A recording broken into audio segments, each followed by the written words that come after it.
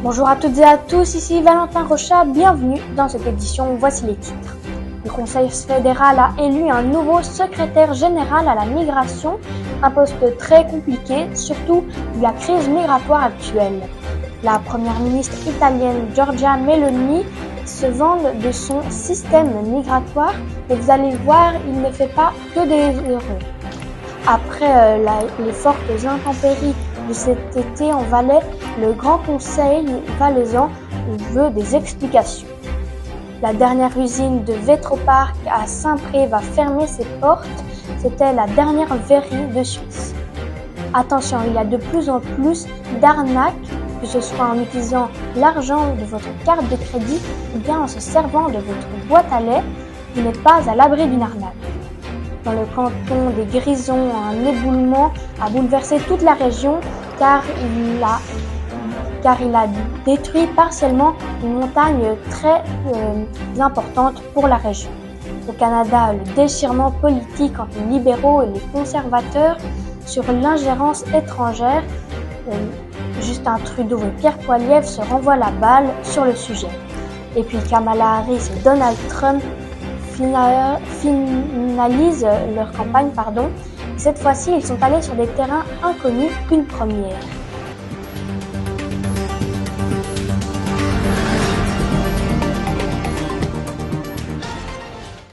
On dit que c'est le poste le plus compliqué de toute la Confédération, celui de secrétaire général aux migrations.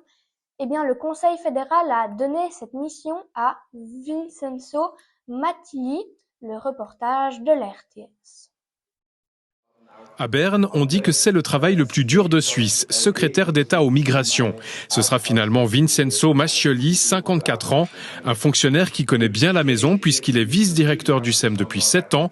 Le Conseil fédéral l'a choisi parmi une quarantaine de candidatures. J'ai beaucoup de respect pour cette fonction, ça c'est clair, parce que c'est quand même un domaine politique qui est toujours contesté, où tout le monde est aussi critiqué, donc ça c'est normal. Et c'est aussi des tâches qui, même en Europe, sont discutées de manière très chaude.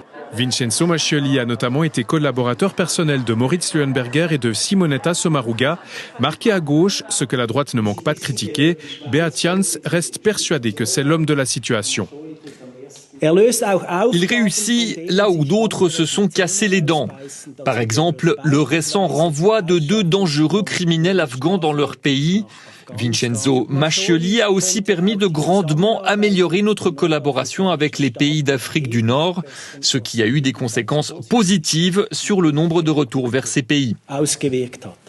Parmi les défis qui attendent le nouveau secrétaire d'État, mieux anticiper les flux migratoires, accélérer les procédures ou les renvois, ou encore optimiser l'intégration des demandeurs d'asile sur le marché du travail, mais surtout...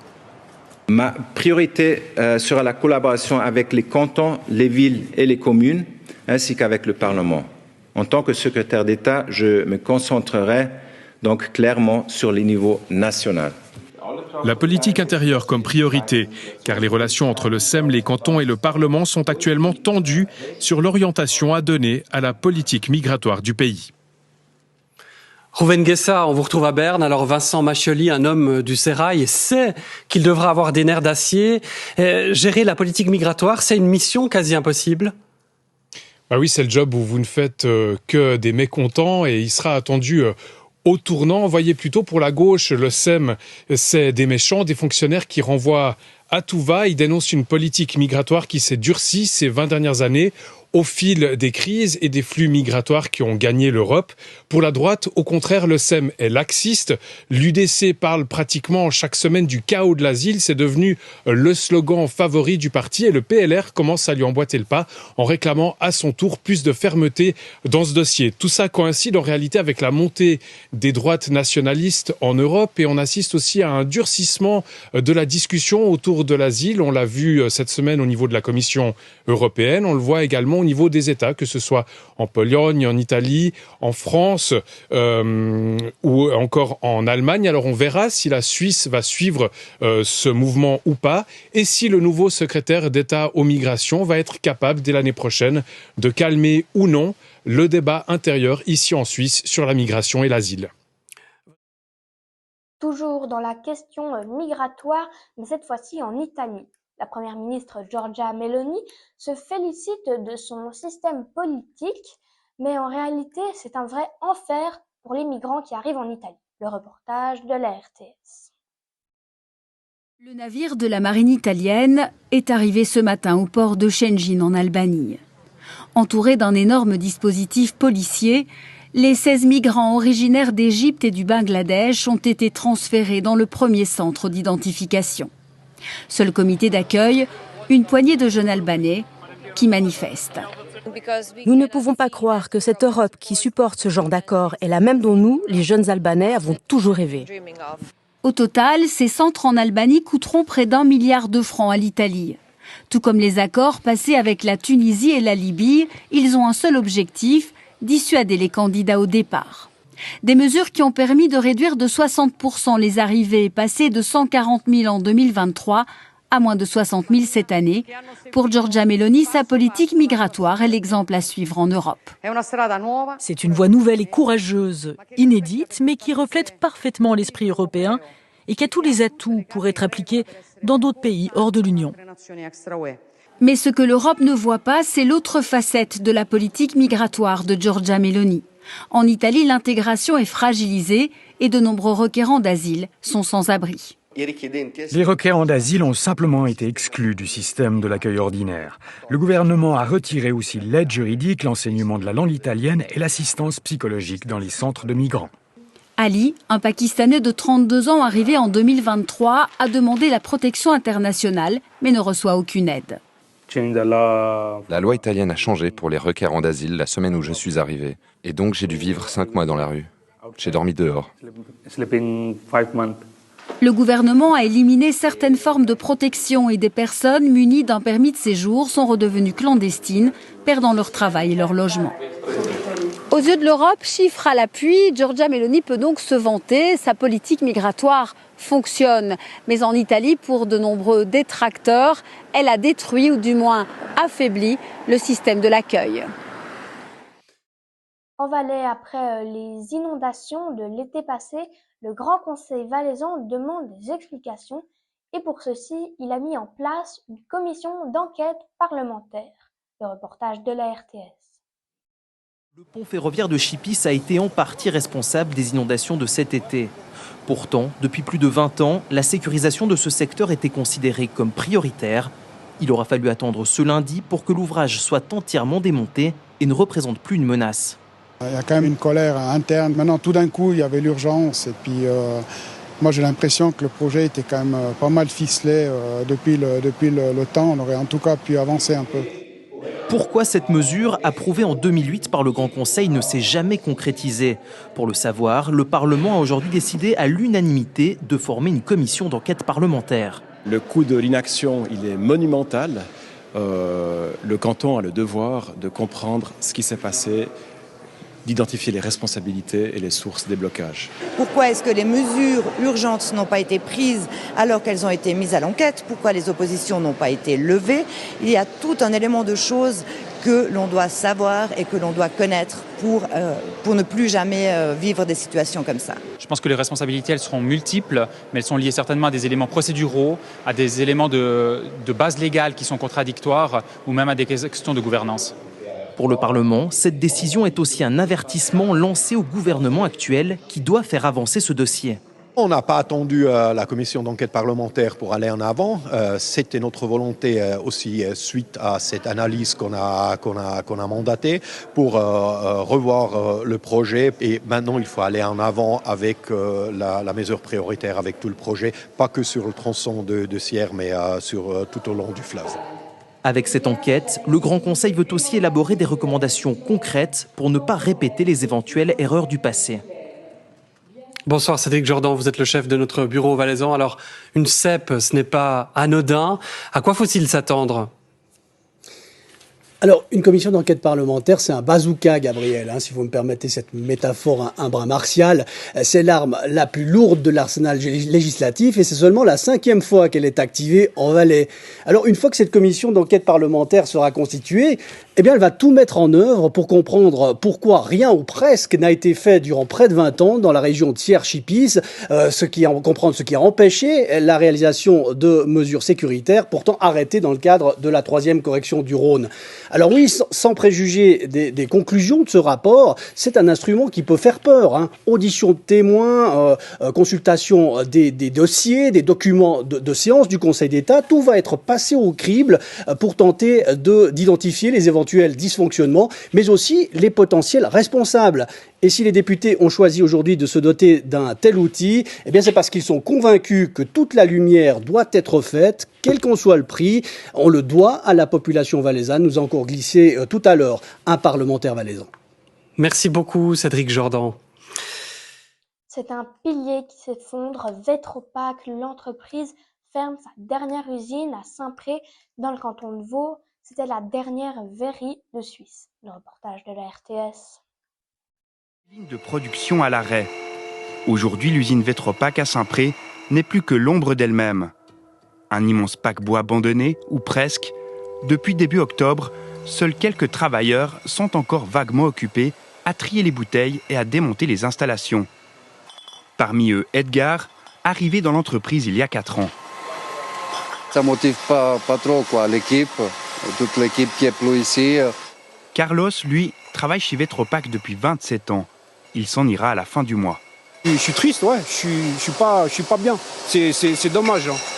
C'est dommage que ça ferme comme ça. Mais ma foi, c'est la vie elle continue. Une vie comme des centaines d'autres qui auront contribué à écrire l'histoire d'un fleuron industriel de notre pays. Tout commence en 1911. La verrerie s'installe à Saint-Pré. Très vite, elle rachète plusieurs concurrents et devient leader suisse du secteur à la fin des années 60. Le marché du verre, alors florissant, se fissure à partir des années 90. À l'époque, la TSR s'en faisait l'écho. Sous la pression économique venue de la concurrence étrangère, le groupe ferme en 1993 Vauville, puis en 2002 Bullach. 450 personnes perdent leur emploi. Vetropac délocalise, puisqu'elle a des usines en Autriche, en Croatie et en Tchéquie. La question alors se pose déjà. L'usine de Saint-Pré existera-t-elle encore dans quelques années? Il y a en jeu 165 postes de travail. À partir de 2006, jusqu'à 1 million de bouteilles sortent de l'usine de Saint-Pré. Insuffisant pour enrayer le déclin, le couperet tombe le 14 mai dernier. Attention à vos boîtes à lettres, ça pourrait être une cible pour certains arnaqueurs, des arnaqueurs de plus en plus nombreux avec les paiements par carte de crédit sur Internet. Vous allez voir dans le reportage quelqu'un qui s'est fait arnaquer. Un escroc aurait commandé des colis à son nom et serait venu les récupérer dans sa boîte à lettres. Le reportage de la RTS. C'est un fléau bien connu des services postaux. Chaque année, plusieurs milliers de colis sont volés en Suisse romande. Par effraction dans les boîtes aux lettres, au pas des portes ou plus couramment par usurpation d'identité. À Genève, s'ouvre cette semaine le procès d'un homme accusé d'avoir commandé des colis au nom d'autres personnes. Concrètement, l'escroc envoie un mail frauduleux qui lui permet d'obtenir les données de sa victime. L'escroc passe ensuite plusieurs commandes de marchandises sur Internet au nom de sa cible. Ces colis, avec paiement sur facture, sont ensuite subtilisés directement dans les boîtes aux lettres. La mère de Nathalie en a fait la mauvaise expérience. Du coup, on a condamné la boîte aux lettres afin d'éviter à cette personne de livrer des colis ici et de les intercepter à l'encontre de ma mère. Sa boîte à les condamner avec un mot d'avertissement. C'est le seul moyen qu'a trouvé Nathalie pour faire cesser les escroqueries. Ma mère m'a dit, Nathalie, j'ai reçu une facture, un rappel, et puis en ouvrant la facture, on s'est rendu compte que c'était des crampons, des chaussures de foot. Suite à quoi, s'est enchaîné plusieurs factures de diverses commandes. S'en est suivi un casse-tête administratif. Nathalie a porté plainte contre X, mais sa mère est encore blacklistée auprès de plusieurs enseignes. Ces escroqueries sont difficilement retraçables par la police. Ce qui est compliqué pour nous avec ces commandes frauduleuses, c'est la traçabilité au niveau des enquêtes, puisque c'est des faux comptes qui sont créés sur des plateformes auprès de prestataires. Partout en Suisse romande, les vols de colis explosent. Entre 30% et 50% de hausse en un an dans les cantons de Neuchâtel, Fribourg, Genève et Berne. Les plaintes ont été multipliées par 2 dans le canton de Vaud. Les vols de colis restent marginaux pour le Jura. Quant au canton du Valais, nous n'avons pas pu obtenir de réponse. Souvent critiquée dans la gestion de ces colis, la Poste assure tout mettre en œuvre pour limiter le risque de vol. Vous pouvez cocher des jours où vous n'êtes pas là, par exemple. Donc si vous n'êtes jamais là le mardi, vous cochez le jour et les colis arriveront pas le mardi. Il y a d'autres solutions comme définir un dépôt à un endroit défini devant la porte, dans la cage de l'escalier, un voisin qui peut recevoir vos colis. Attention aussi aux mails suspects. Si vous êtes vous-même victime, ne payez pas la facture, puis déposez plainte auprès de la police. Le Martinslor, un trou dans une montagne qui laisse entrevoir les plus beaux couchers de soleil de Suisse. Cette merveille de la nature est en danger car après un éboulement, le site est fragilisé. Le reportage de la RTS. Le Martinslor, une fenêtre dans la roche. Début octobre, c'est toute la crête au-dessus de cette curiosité géologique qui s'est détachée. Sur ces images, on peut voir la situation avant et après. Dans un premier temps, dans la vallée, personne n'a rien remarqué, jusqu'à ce que cet habitant ne s'aperçoive que quelque chose clochait sur sa montagne. J'ai regardé vers le Tschingelhorn et j'ai remarqué que ça avait une toute autre allure. Et j'ai dit à d'autres personnes, « Vous avez vu aussi ?» Ils ont alors regardé vers le haut et dit « Ah oui, ça a l'air étrange. C'est plus du tout comme avant. » Quelqu'un m'a dit « Tu as aussi vu ?» Et j'ai commencé à regarder vers le haut et je me suis dit « Ah oui, ça a l'air différent. » Les sommets à pic de cette région classée au patrimoine de l'UNESCO sont connus pour leur instabilité. Actuellement, les géologues tentent de comprendre pourquoi ces 10 000 mètres cubes de roches se sont décrochés. La cause est difficile à déterminer. Il n'y en a pas une en particulier. Là-haut, il y a beaucoup de roches verrucano qui sont très instables, qui se sont brisées durant la formation des Alpes. Par le trou du Martinslor, plusieurs fois par année, les rayons du soleil illuminent quelques instants l'église du village glaronais d'Elm, attirant les curieux du monde entier. Début octobre, il s'en est fallu de peu pour que l'éboulement ne détruise cette attraction géologique. Les acteurs touristiques sont soulagés. De manière générale, la nature se transforme, ça fait partie du jeu. Mais là, c'est vraiment particulier ce qui s'est passé. Alors qu'autour d'elle, le monde s'est effondré, la merveille géologique du Martinslor a survécu, mais pas pour l'éternité. Une nouvelle fracture dans la politique canadienne sur le sujet de l'ingérence étrangère. Pierre Poilievre veut avoir accès à des documents qui lui donneraient le nom de certains députés, sauf que ces documents sont classés secret défense. Pour ceci, il devrait obtenir des codes de sécurité nécessaires, ce qu'il refuse. Un reportage de Radio-Canada. Ce n'est pas une arène politique, bien au contraire. Mais aujourd'hui, Justin Trudeau a profité de son passage devant la commission d'enquête sur l'ingérence étrangère pour lancer des attaques corrosives à Pierre Poilievre. I have the names of a number of parliamentarians, former parliamentarians and/or candidates in the Conservative Party of Canada. Sous serment, le premier ministre déclare avoir le nom d'un certain nombre de parlementaires et de candidats conservateurs qui sont impliqués ou à haut risque de l'être dans des activités d'ingérence étrangère. Et il ajoute qu'il existe des informations sans équivoque à leur sujet. For whom there is clear intelligence. Justin Trudeau dit avoir demandé au service de renseignement de sécurité d'en informer le chef conservateur. Mais pour avoir accès à ces informations classées secrètes, Pierre Poilievre doit obtenir les codes de sécurité nécessaires, ce qu'il refuse. C'est un manque de gros bon sens, rétorque le premier ministre. Sans connaître l'identité des personnes concernées, il ne peut pas préserver l'intégrité de son parti, dit-il. Pierre Poilievre défend son refus. Obtenir ces informations sous le sceau du secret le condamnerait au silence, dit-il. Dans une déclaration écrite, il accuse Justin Trudeau de mentir pour détourner l'attention de la révolte de son caucus contre son leadership.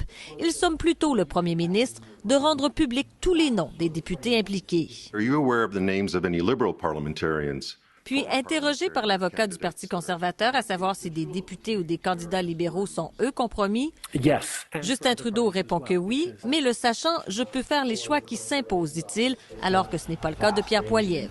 He can't even know how to begin or not to make decisions. Le témoignage de Justin Trudeau devant la commission Hogg aura duré plus de 5 heures et outre cette charge en règle menée contre Pierre Poilievre, le premier ministre a évoqué détenir des informations sur les autres partis politiques. Mais les chefs du NPD et du Bloc québécois ont, eux, accepté l'offre du premier ministre pour avoir accès aux documents classés secrets.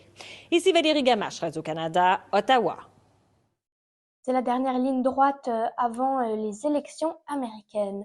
Et cette fois-ci, les deux candidats sont allés sur des terrains inconnus, une première depuis le début de la campagne. Le reportage de Radio-Canada.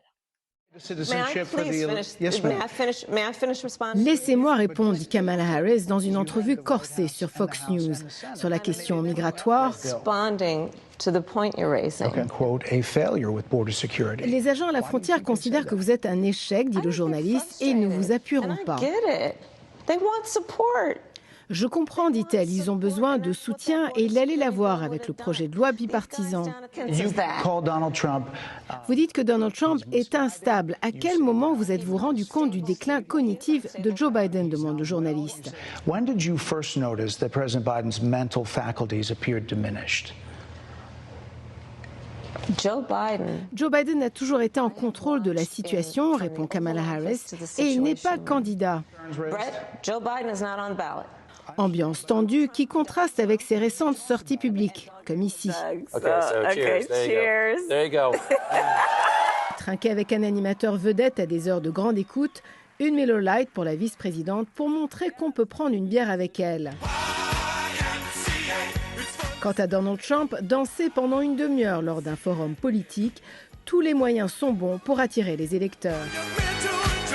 À 20 jours du scrutin, toujours pas de favori dans l'élection la plus serrée de l'histoire des États-Unis. Je serai votre protecteur, disait Donald Trump en s'adressant aux femmes. Sous ma gouverne, elles seront heureuses, en santé et libres. Women will be happy, healthy, confident and free.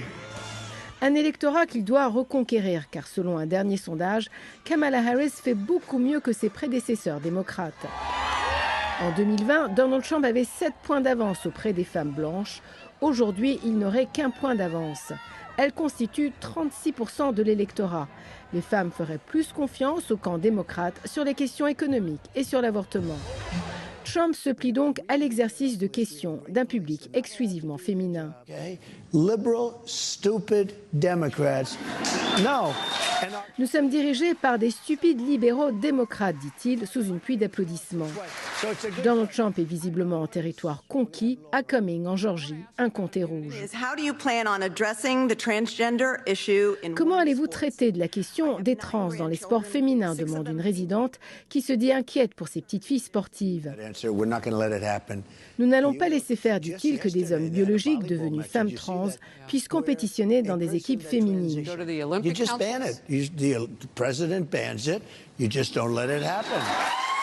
On va l'interdire tout simplement. Il a le ton rassurant d'un grand-père, dira une des participantes. Kamala Harris n'aura pas le même accueil sur Fox. À plusieurs reprises, animateurs et candidates parlaient l'un par-dessus l'autre.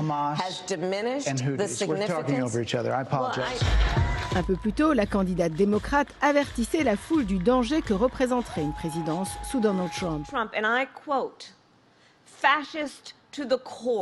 Elle cite le général Milley, qui l'a qualifié de fasciste jusqu'à la moelle.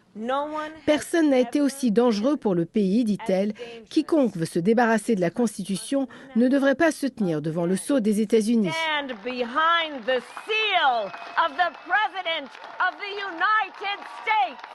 Ici à Zapote-les-Gurgis, Radio-Canada, Washington. Voilà, c'est ce qui met fin au 10e téléjournal de TV. Merci d'avoir suivi et à bientôt.